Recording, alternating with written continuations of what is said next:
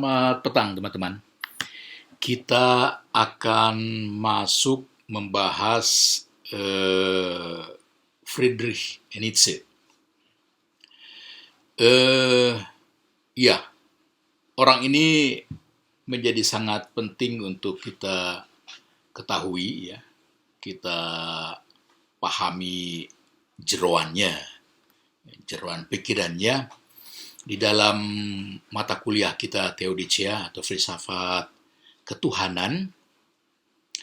eh, itu karena orang inilah yang secara populer, ya, kita ketahui sebutan ateisme, ya, selalu asosiasi kita itu tertuju kepada orang ini, ya, kepada Nietzsche ini. Selain juga istilah God is dead, ya, Allah mati, Allah telah mati, begitu, itu juga sering dijadikan genre filsafat atau genre teologi, gitu ya. Misalnya teologi di mana Allah sudah mati, begitu, atau teologi tanpa Allah, ya, itu memang lumayan menarik, ya. Atau beriman tanpa Allah misalnya, itu juga paradoksal, ya, dalam artian secara konvensional, dalam arti namanya berfilsafat atau berteologi. Jadi memang tokoh ini tetap menarik untuk dibahas, ya. Selain untuk mengetahui secara umum, tentu saja ini banyak orang membahasnya, ya, dan secara dalam permukaannya saya tidak perlu mengajarkannya, ya, silakan teman-teman mengeksplorasinya sendiri. Karena saya akan mengajak teman-teman untuk melihat sebut saja ateisme Nietzsche ini dari angle yang berbeda. Berbedanya di mana? Itu berbedanya justru saya akan memperlihatkan dimensi positifnya, begitu, ya, atau dimensi teistiknya, mungkin begitu, atau dimensi yang justru kalau mau kita mengatakan dia adalah mengkritisi Kristianisme, ya, agama atau orang yang teistik, kita justru belajar sesuatu dari Nietzsche ini. Jadi dia menjadi semacam alat untuk autokritik, ya, bagi kita dalam artian mereka yang belajar filsafat, mungkin juga bagi mereka yang tidak belajar filsafat, tapi maksud saya orang ini menjadi sangat penting, begitu. Kalau minggu lalu kita melihat Albert Camus, ya, di mana juga kita melihat objektif, ya, cukup balance tentang dimensi ateistiknya dia, tapi juga dimensi tanda petik, ya, religiositasnya, atau bahkan saya menyebutnya dimensi mistiknya, begitu, ya. Nah, mirip dengan kerangka berpikir begitu. Jadi saya tidak akan mengkritisi the dark side-nya atau negatifnya dari Nietzsche, begitu, ya. Itu bagi saya tidak perlu, gitu, ya. Tapi juga tidak berarti saya mengendorse mahasiswa agar mempercayainya kepada pemikiran Nietzsche ini. Bukan, tidak itu, ya. Tapi secara akademis kita perlu melihat pendapat, ya, dari tokoh yang tentu saja orang ini sangat monumental sekali di dalam sejarah filsafat modern, ya, terutama yang bersangkutan dengan kuliah kita, yaitu filsafat ketuhanan. Baik, teman, sebutannya pun itu menarik, ya, kalau teman-teman lihat di dalam slide, ya. Sebutannya itu yaitu the prophet of atheistic humanism. Jadi nabinya ateisme humanistik itu tuh boleh bilang dia ini, begitu, ya. Berarti ada juga yang lain yang, ya, bisa disebut sebagai apa namanya pengikut-pengikutnya begitu ya. Nah, sebutan The Prophet of Atheistic Humanism mau juga mengatakan bahwa ada sih humanisme yang teistik, itu jelas ya. Tapi ada juga sih sebenarnya ateistik yang tidak humanis, itu masalahnya. Jadi dari sebutan atheist humanism itu juga kita masih melihat yang dimensi yang positif dari pemikiran Nietzsche itu begitu ya. Ya, deklarasi atau proklamasi yang sangat terkenalnya itu adalah Allah telah mati gitu ya.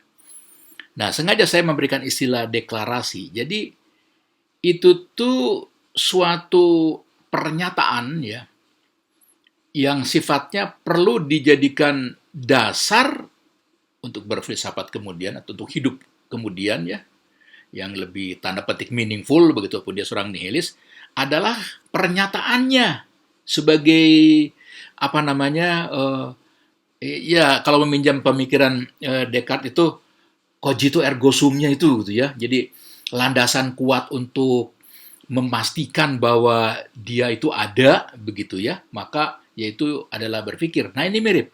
Itu bahwa deklarasinya yang paling kuat itu bahwa Allah telah mati gitu. Atau Allah harus mati begitu ya.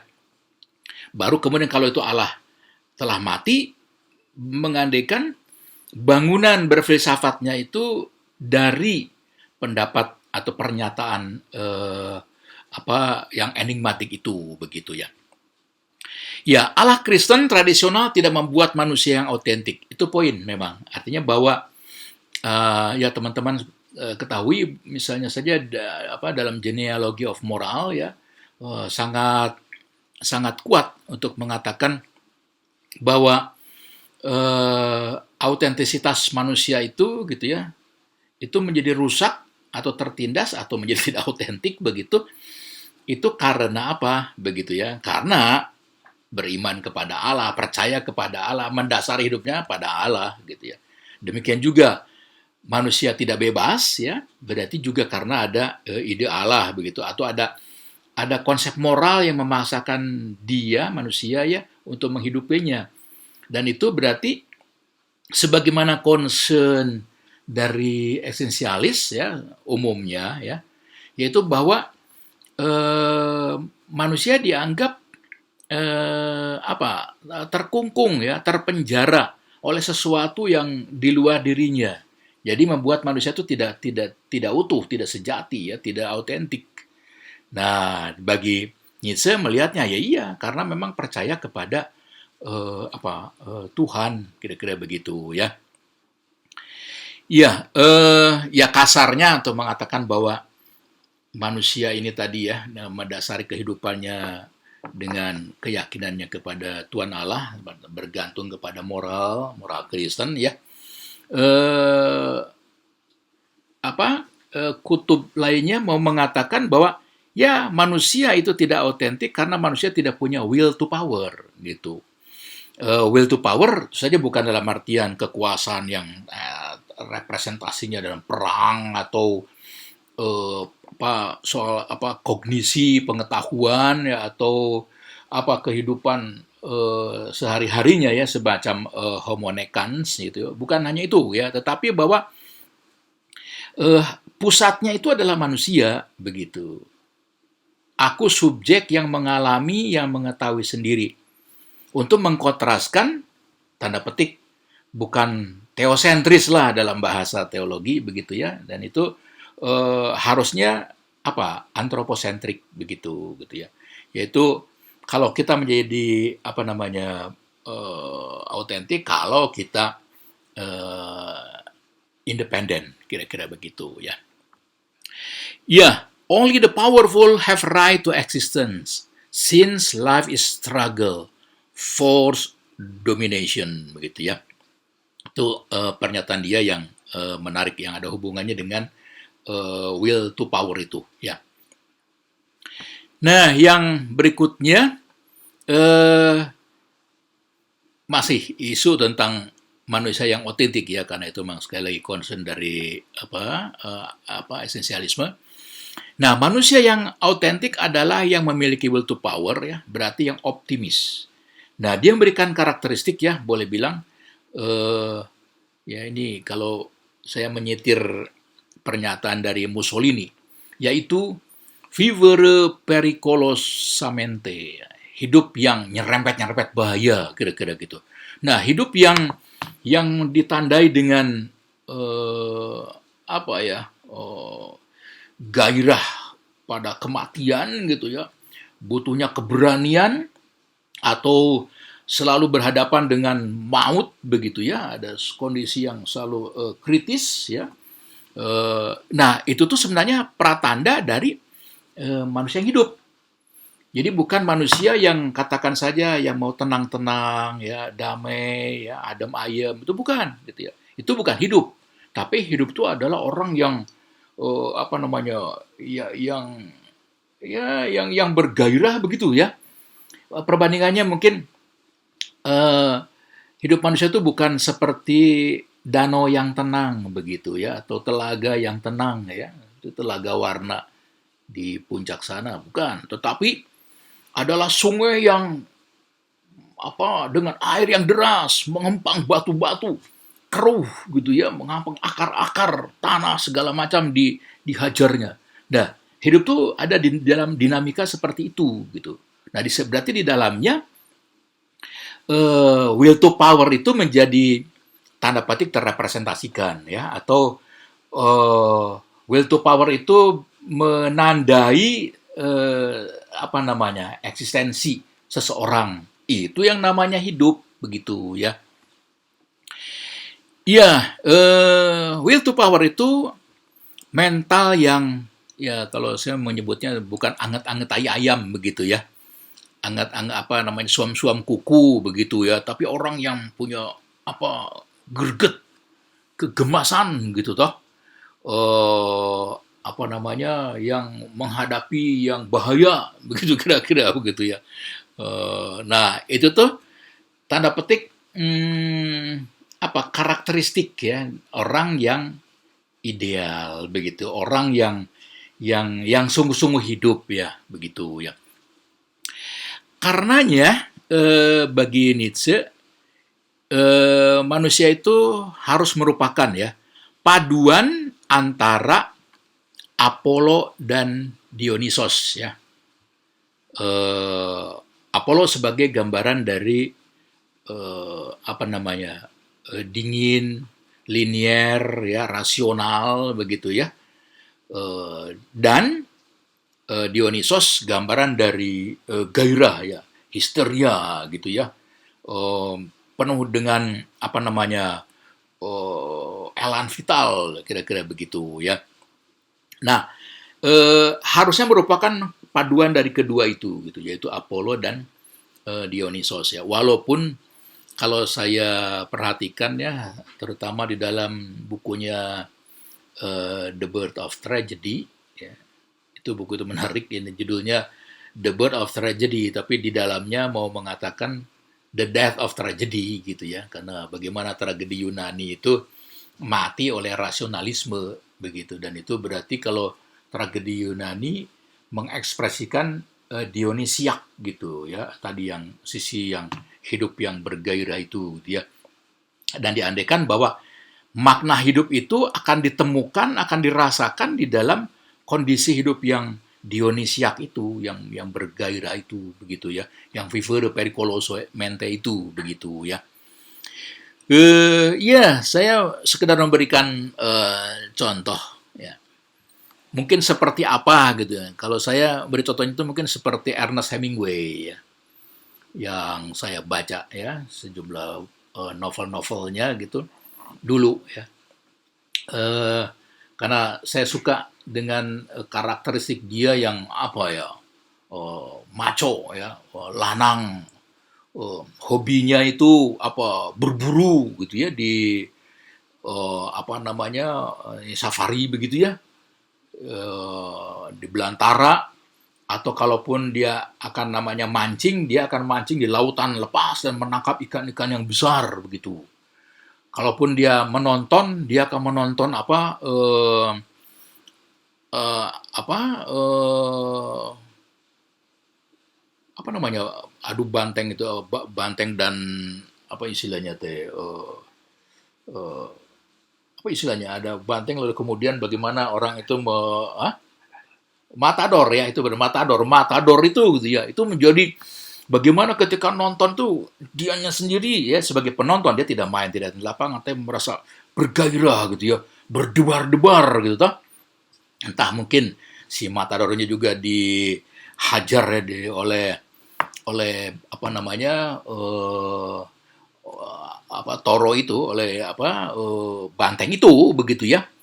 Tapi itu menjadi representasi dari gairah hidup ya, yang Dionisiak itu gitu ya. Nah, Hemingway kayak begitu ya, walaupun dia jelek sekali ya, mengakhiri hidupnya dengan bunuh diri juga ya, dengan senjata yang biasa dipakai untuk memburu itu ya. Ya, atau kalau di tokoh di Indonesia ada Suhoki ya gitu. Suhoki itu anak muda yang hobinya naik gunung gitu ya, karena dia menganggap bahwa makna hidupnya itu justru ditemukan dalam pengalaman-pengalaman tatkala dia menghadapi yang penuh dengan tanda tanya gitu tuh. Sehingga bukan sekedar menghidupi sesuatu yang monoton begitu, bukan gitu ya.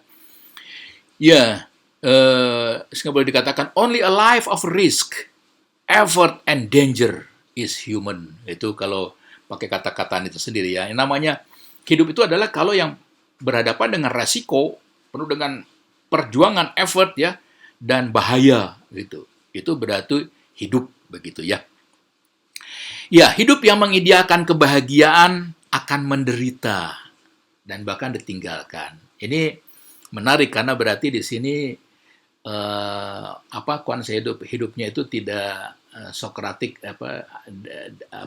eudaimonia Sokratik ya, tidak ya. Artinya kalau hidup yang bercita-cita hanya untuk mencari kebahagiaan, ketenangan, kelangenan, itu tuh bukan hidup, kira-kira begitu ya, tapi justru kebalikannya ya. Wah, ini sebenarnya sangat sangat sangat menarik kalau untuk anak muda ya. Artinya spiritualitas Nietzschean itu sebenarnya begitu ya,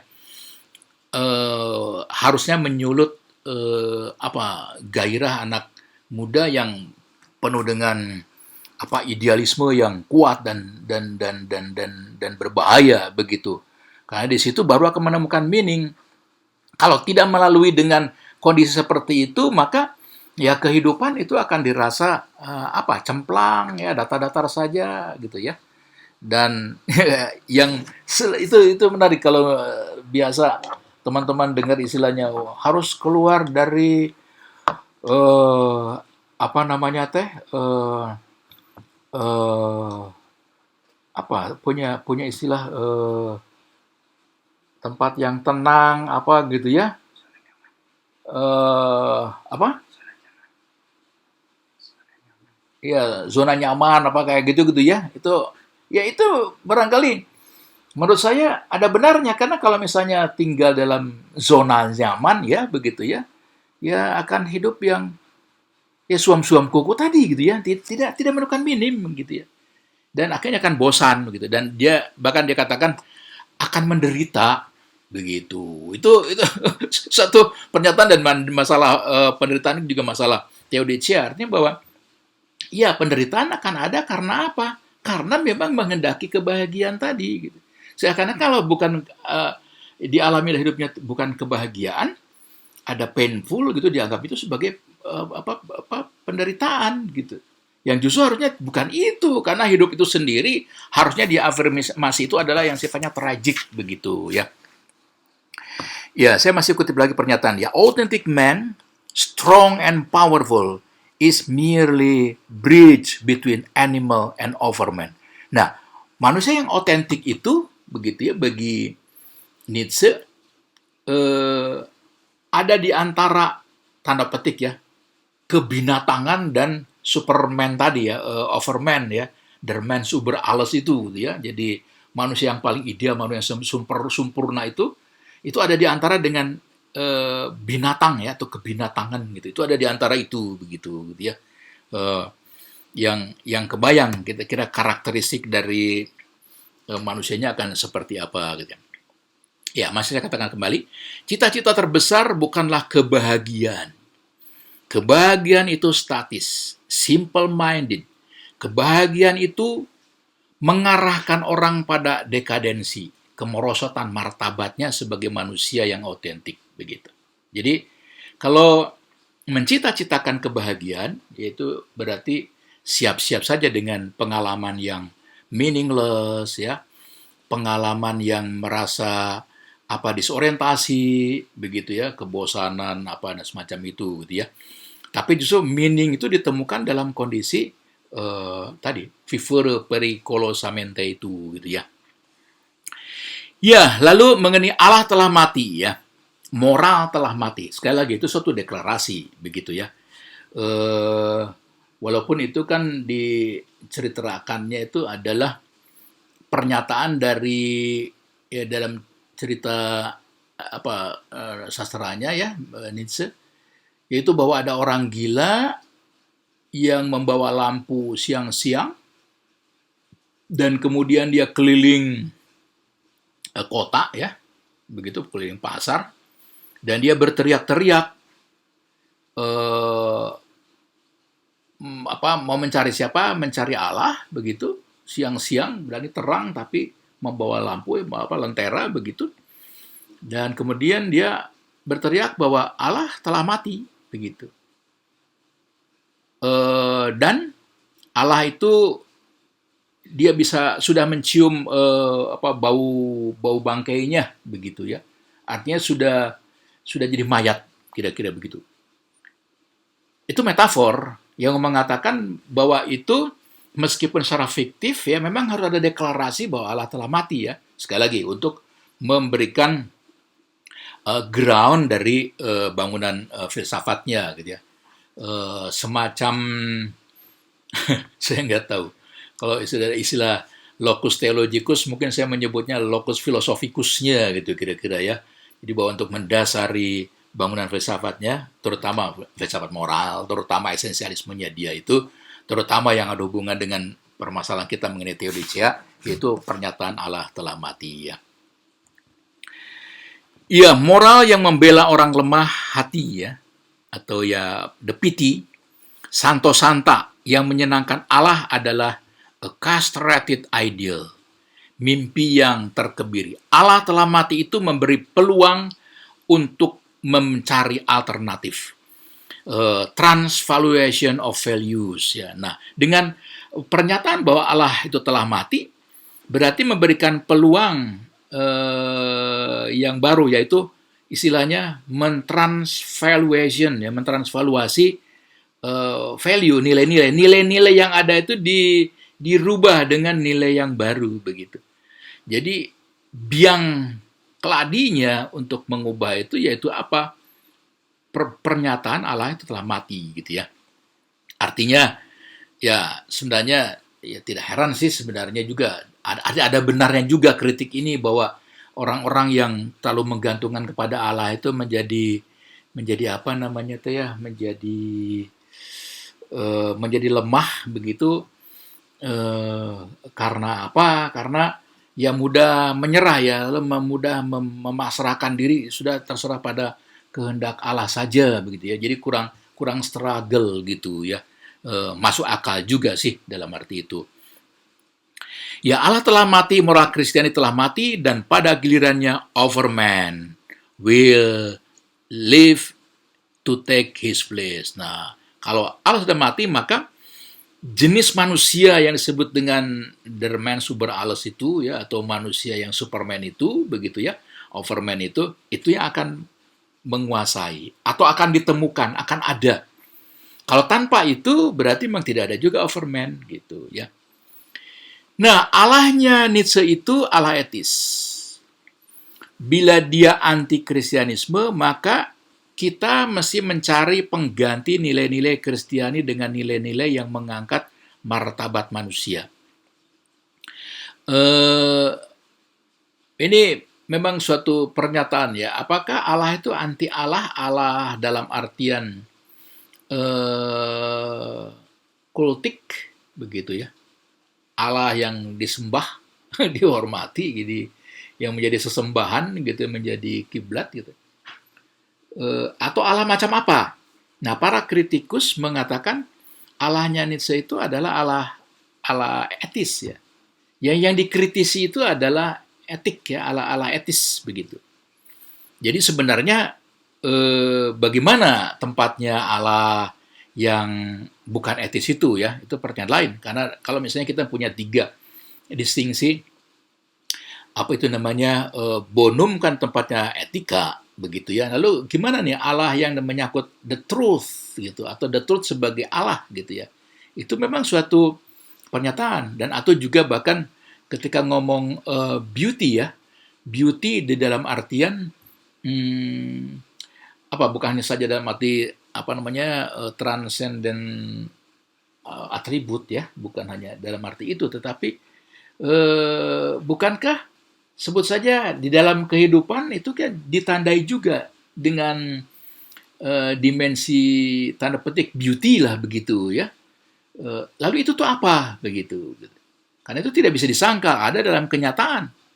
Bukankah boleh bilang frame of reference hidup kita itu juga tanda petik ditentukan oleh beauty itu, dan kemudian juga kita mengekspresikannya dalam kehidupan itu dengan beauty.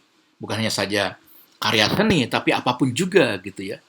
Nah, kalau misalnya hanya bertumbuh kepada etik saja, memang itu suatu pertanyaan, berarti memang kurang utuh gitu ya. Nah, karenanya boleh bilang sebenarnya yang ditohok adalah moral Kristen begitu. Ya, ini bahwa kalau kita bertumbuh pada moral Kristen, maka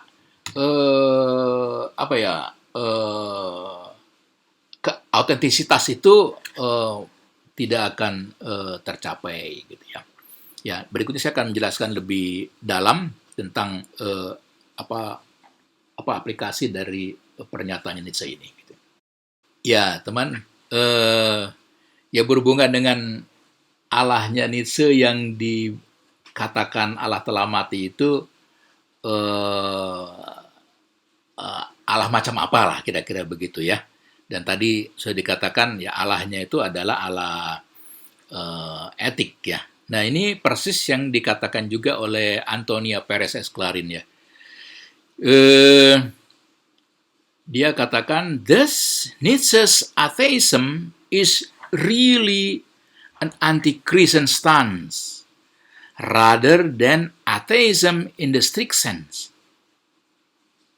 Artinya ateismenya Nietzsche itu bukan perkara dia anti Tuhan begitu ya, menegasi eksistensi Tuhan begitu, bukan gitu, tapi lebih pada anti Kristianisme gitu. Konsep Allahnya Kristianisme ya,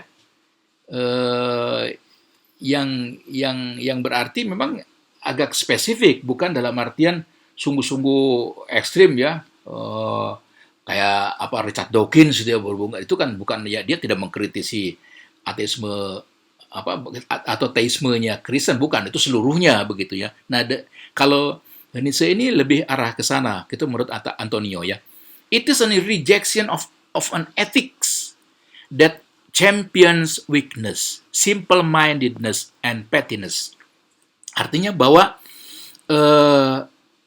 moral Kristen atau Allah etik Kristen itu dianggap itu membuat manusia menjadi lemah gitu ya, simple-minded ya, dan pettiness, kayak binatang peliharaan gitu. Bukan binatang buas gitu ya. Nah, kalau binatang peliharaan ya metafor ya, berarti kan itu pribadi-pribadi yang kerdil gitu ya. Harusnya binatang itu dapat mengkerkah binatang yang lain. Kalau ini enggak, seperti macan ompong lah kira-kira begitu ya. Nah, Nietzsche enggak suka orang kayak gitu, dan apa yang membuat menjadi macan ompong itu gitu ya, atau anjing yang sudah tidak punya gigi lagi itu, ya iya, karena moral Kristen itu begitu ya. Ya, Kristianisme datang dari orang-orang kecil. Ini kritik kepada Kristianisme itu namanya. Nelayan Galilea yang minder pada grandeur of Roman Empire. Jadi ajaran Kristianisme, ya kitab suci itu sendiri, ya datangnya dari para murid yang punya yang simple minded ya gitu. Dari orang-orang yang tidak terpelajar gitu, orang-orang kecil yang secara historis ya adalah orang-orang yang bukan hanya tertindas ya, tapi tidak berdaya ya menghadapi the grandeur of Roman Empire, kekaisaran Romawi yang megah, yang agung, yang besar itu begitu ya, yang menyilaukan. Nah, ini justru kebalikan, sisi yang lainnya adalah orang-orang kecil ya, orang-orang sederhana. Dimana kalau itu isi ajarannya datang dari orang-orang sederhana, itu akan menghasilkan simple minded juga begitu, dan itu berarti menghalangi kodrat manusia yang harusnya overman. Itu kata Nietzsche ya. Bukan moralitas budak yang mediocre, rendah, tapi moralitas seorang tuan Masar. Mestinya dia kira-kira gitu. Yaitu mestinya bahwa moral Kristen itu membuat menjadi lebih hebat ya, mengangkat manusia kepada level yang lebih tinggi begitu ya, level master lah kira-kira begitu. Ya, master morality itu apa?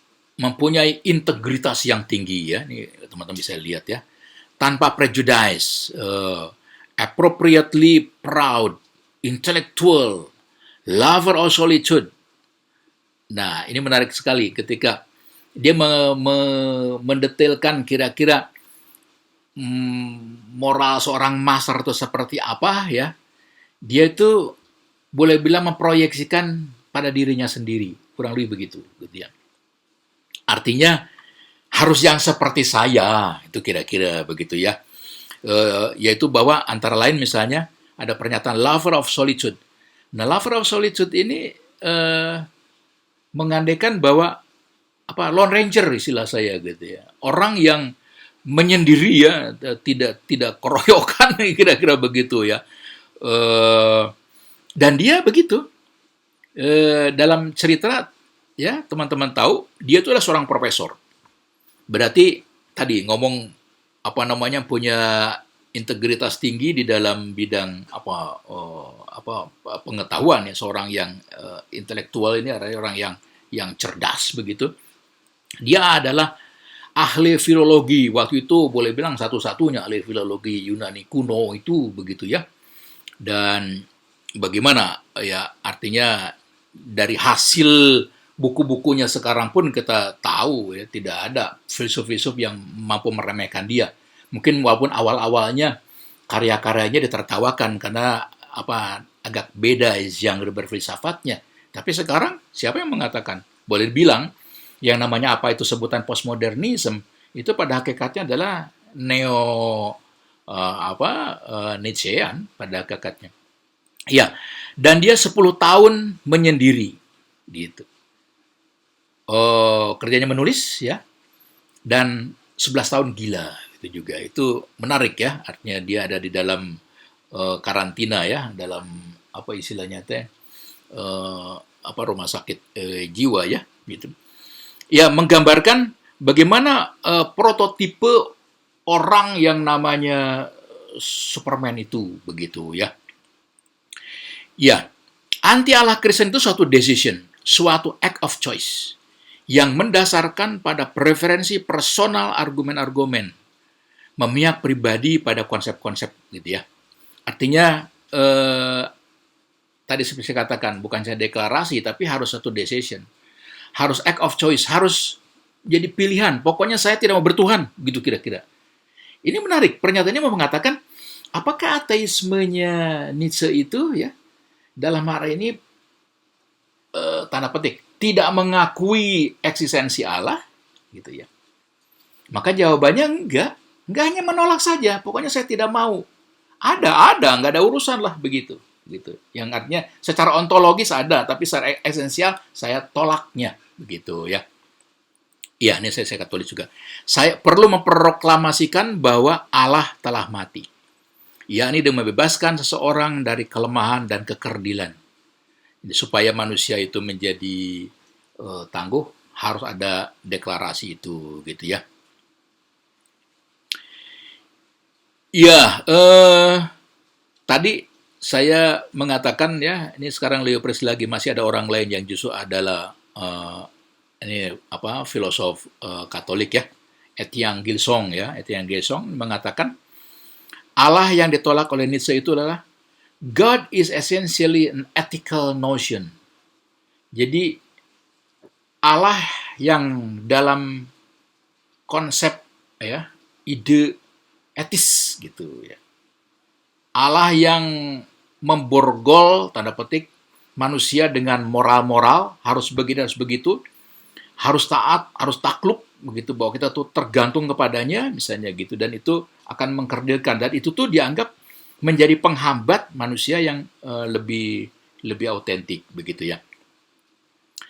Nah, ya jadi bukan Allah kultik seperti bagaimana kita menyembah Allah begitu ya. Bukan itu, karena kadang juga kita berbeda sih. Hidup moral seperti apa ya, tetap aja melawan 10 perintah Allah gitu, tapi ekspresi religiositas yang sifatnya kultik tetap aja jalan. Di sini juga ditunjukkan seperti itu. Artinya memang mungkin juga sih bagi manusia bahwa saya sih butuh sesembahan, ya itu perlu Allah, fine, itu one thing. Tapi ketika hidup moral baik itu another thing gitu ya. Isu yang pernah ramai bahwa itu orang punya pikiran sangat cerdas, profesor, terpelajar, tapi masih juga moralnya bejat, menjadi korup umpamanya gitu ya. Dan kita tahu dia orangnya saleh dalam artian rajin berdoa begitu ya. Iya, karena itu suatu hal yang berbeda. Ada Allah kutip dan ada Allah yang sifatnya etik begitu ya. Nah, Allah Kristen itu anti humanisme, suatu pernyataan ya. Iyakah Allah Kristen itu anti humanisme? Itu memang tanda tanya besar, karena apakah ajaran Kristianisme bukan cinta kasih kan, bukankah itu adalah humanistik gitu ya? Itu pertanyaan. Iya, lalu nah, ini dia ya. Ateisme itu suatu serangan atas Kristianisme yang mengalami distorsi. Saya membayangkan sih, memang ini harus melihat dari studi sejarah ya, atau latar belakang sejarah mengapa Nietzsche berpikir seperti itu gitu ya, atau mempunyai konsep Allah telah mati seperti itu, atau harus mati seperti itu gitu ya. Itu harus dilihat konteks sejarah. Seperti misalnya saja Kierkegaard juga sama. Mengapa dia mempunyai kegelisahan esensialnya seperti itu? Karena dia melihat kok kehidupan Kristianisme itu pada waktu itu kok kayak begitu ya, kayak gitu ya. Atau kalau kita tahu misalnya Marx ya, ketika mengatakan agama adalah opium, iya, karena kok agama malah sekedar meninabobokan gitu ya, supaya tenang gitu ya, sekedar diberi iming-iming. Itu berarti mendegradasikan esensi hidup manusia gitu. Dan Nietzsche sama, dia prihatin juga melihat manusia itu ya. Ya, ini saya tekankan dengan pernyataan yang sangat bagus. At bottom, Nietzsche never was an atheist. Jadi kalau ngomong kita lebih dalam ya, lebih jauh begitu. Nietzsche itu sebenarnya tidak pernah sebagai ateis ya. Dia bukan ateis lah gitu, minimal dulu-dulunya begitu ya gitu. Dia secara brutal anti-Kristen atau anti kelemahan. Dia pembela kemanusiaan, ya seperti Marx ya, udah saya katakan tadi gitu ya. Nah, bahkan kata Andre Gide, seorang sastrawan yang saya sangat suka ya, terutama dramanya tentang Prometheus ya, dan saya suka. Ya, dia katakan Nietzsche hanya cemburu atau iri hati pada Yesus. Itu menarik gitu ya. Artinya apakah Nietzsche ateis begitu ya? Dia ketika dia amati, ini bagi Andre Gide, enggak.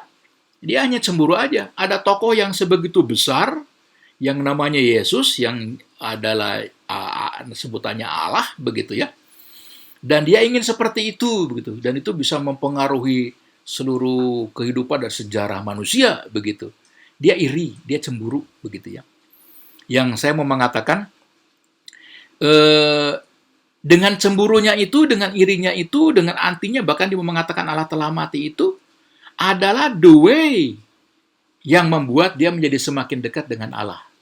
Yang paling paham tentang maunya Allah itu apa, begitu. Jadi ada dimensi yang tanda petik positif. Yang saja membedakan dengan Kierkegaard, bahwa untuk sampai kepada Allah ya dengan mencintainya, kalau Nietzsche ya dengan tanda petik membencinya, dengan irinya, begitu ya. Reaksi-reaksinya menunjukkan kecemburuannya. Apa adanya, Nietzsche was jealous to the point of madness. Ya madness dalam arti kegilaan atau kedahsyatan ya, itu Yesus itu kok berani mati gitu, hidupnya itu yang sebutan vivere pericolosamente oleh Mussolini itu sebenarnya gitu ya, itu ada dalam diri Yesus Kristus itu sendiri gitu ya. Ya karenanya teman-teman, saya ingin menunjukkan bukti bahwa Nietzsche ini iri dengan Yesus ya, ingin menjadi seperti Yesus. Berarti kan kalau kita punya istilah imitatio Christi gitu ya, berarti kan ingin hidup kita ini harus menjadi menyerupai seperti Yesus. Dia pun hanya caranya berbeda begitu. Tidak hanya memfotokopi, menjiplak, tapi mengambil jalan negatif lah, katakan saja begitu ya, via negativa begitu. Nah, contoh konkretnya adalah di dalam puisinya ya. Nih saya kutip ya dari apa namanya, Despera Zarathustra ya, Zarathustra itu di halaman berapa ya? Saya lupa. Oh ya, dari halaman 336 ya, dan seterusnya ada 4 halamanan lah begitu. Tapi saya accept saja poin-poin yang paling penting ya. Artinya statement-statement dia. Dia katakan begini. Engkau Tuhan penggantung. Jadi dia berhadapan dengan yang disebut dengan Tuhan penggantung. Tuhan yang kerjanya menggantungkan orang gitu ya, menyalibkan orang gitu ya. Makanya namanya juga Tuhan penggantung gitu ya. Engkau pemenjara terangkuh. Engkau perampok di balik awan-awan. Untuk terakhir kali katakan, apa yang engkau inginkan? Penghadang dariku, engkau Tuhan bercadar petir yang tak kukenal. Ya, engkau Tuhan pencadar yang petir yang tak kukenal ya. Artinya dia juga tidak tahu, tapi bahwa itu ya, menunjukkan pada Allah yang seperti kita pahami juga. Katakan, apa yang engkau inginkan? Tuhan yang tak kukenal. Jadi ketika ngomong Tuhan itu menunjukkan Tuhan yang tak kukenal. Apa? Tebusan gitu ya. Apa yang engkau ingin? Apa? Tebusan gitu ya. Tidak, kembalilah dengan segala siksaanmu. Oh, kembalilah. Ini ayat-ayat bagian terakhirnya ya. Kepada orang sendirian yang terakhir ini. Nah, ketika membuat pernyataan kepada orang sendirian yang terakhir ini, berarti itu menunjukkan dirinya. Semua aliran air mataku mengalir menuju dirimu. Dan nyala terakhir di hatiku menyala untukmu. Oh, kembalilah. Tuhanku yang tak ku kenal, kepedihanku, kebahagiaanku yang terakhir. Dan itu menunjuk kepada apa? Kepada tanda petik Yesus. Tanda petik kepada yang ketika menyebut pada Yesus, itu kepada dirinya sendiri. Jadi dia itu ada semacam kerinduan ingin menjadi supaya dirinya itu menjadi seperti Yesus begitu, atau menjadi Dionysos. Dionysos gambaran dari Yesus sendiri ya. Dan mitologi Dionysos itu adalah tadi makhluk yang yang penuh dengan gairah tadi ya, madness istilah tadi Lubach menyebutnya, dan itu yang rela mati ya, yang rela dihancurkan, dimakan oleh gitu ya, oleh apa dalam upacara penyembah dewa Dionysus itu berarti dimakan tubuhnya mentah-mentah istilahnya sparagmos ya. Nah, demikian juga Yesus begitu. Eh ya, di sini jadi ketika dia menyebutkan Tuhanku yang tak kenal memang itu menyangkut misteri Allah. Misteri salib ya, misteri inkarnasi, tidak terpahamkan gitu ya. Sedang menyebut ketika Allah penggantung, memang dia bahkan ada kalimat lagi Allah pembegal ya, Allah yang suka membegal gitu, yang tersiksa, yang tersalib, dan itu menunjuk pada Yesus ya. Dan ketika dia menyebut luka-luka penderitaannya, berarti luka-luka Yesus adalah luka-luka dirinya. Tadi yang ketika menyebut dia sendiri gitu ya. Eh, yang hidupnya yang ditandai dengan kegelisahan tadi ya. Deritanya adalah deritaku. Ya, sekali lagi ini pertanyaan ketika kita dianjurkan secara spiritualitas ya, imitatio Christi, ya di sini dia punya cara jalan lain. Ada suatu tawaran lah begitu bagaimana untuk mengikuti Yesus dengan cara yang lain. Kalau saya lupa judulnya, pengarangnya juga, tapi ada satu buku yang menarik, spiritualitas Nietzschean gitu ya. Jadi kalau kita mau menghidup secara spiritual, dan itu berarti perkara mengikuti cara hidup Yesus ya, karena namanya spiritualitas kan itu ada persona yang dijiplak toh ya, persona yang diikuti, itu namanya spiritualitas. Nah, ada dengan cara ini jalan Yesus itu gitu ya. Seperti mungkin ya bisa segera menjelaskan poinnya. Seperti bagaimana Ayub gitu ya, memberontak kepada Allah, bertanya kepada Allah gitu, mengapa saya menderita gitu. Atau Yakub mengajak bergelut dengan malaikat ya, bergelut dengan Tuhan gitu. Ya artinya cara untuk mengikuti atau dekat dengan Tuhan, tanda petik paham bahkan menghayati religiositas dengan cara yang berbeda begitu ya. Ya bahkan saya menyebutnya ini tentang puisinya ya, yang enigmatik ini mengandung dimensi mistik gitu. Nietzsche ada di antara religius dan sekular, antara religius dan mistik begitu ya. Ya antara itu ya. Itu tuh berarti apa gitu ya?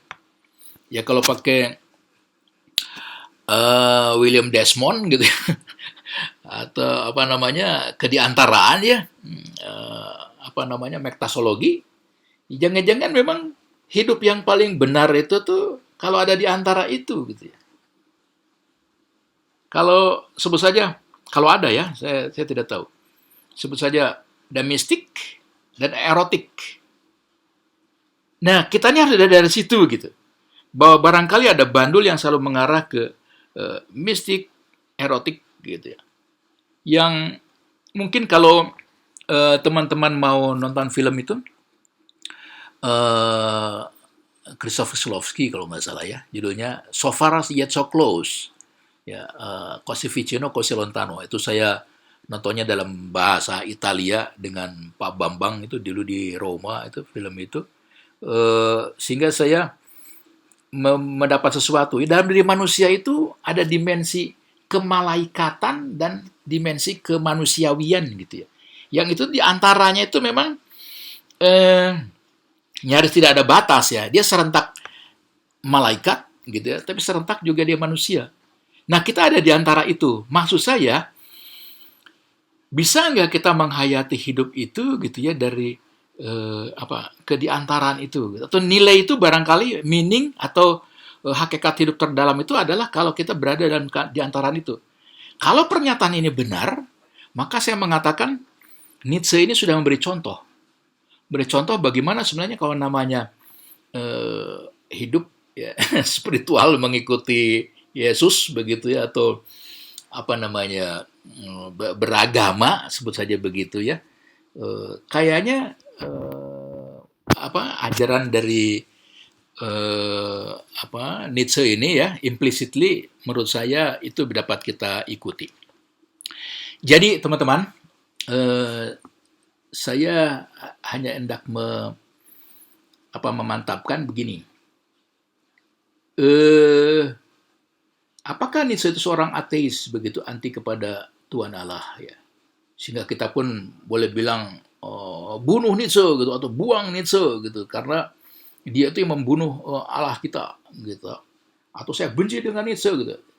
Atau mungkin kita akan mengatakan ya kita terima kita jadi ateis seperti Nietzsche gitu ya. Mungkin bukan itu pilihannya. Pilihannya ternyata bahwa eh, secara implisit ya ada nuansa-nuansa di mana sebenarnya Nietzsche itu mempunyai religiusitas yang mendalam gitu. Kalau itu sebagai kritik, maka cara kita bertuhan, berAlah atau tergantung kepada Allah ya moralitas kita itu mungkin harus kita koreksi begitu. Kalau umpamanya moral hanya dalam batas legalistik, hanya sekedar mengikuti aturan gitu ya umpamanya ya. Berarti itu sungguh-sungguh itu mediocre. Atau moral itu saya lakukan karena rasa takut masuk neraka umpamanya gitu. Atau saya melakukan baik ini supaya saya masuk surga. Itu juga childish. Dan itu berarti juga tidak membangun kematangan moralitas itu. Sehingga kalau kita melakukan seperti itu, pantaslah Nietzsche itu sebenarnya mengkritisi kita begitu. Jadi ya artinya kita melihat dalam kuliah filsafat ketuhanan ini gitu ya melihat satu tokoh dengan sangat objektif dan mencoba melihatnya dari angle yang lain begitu.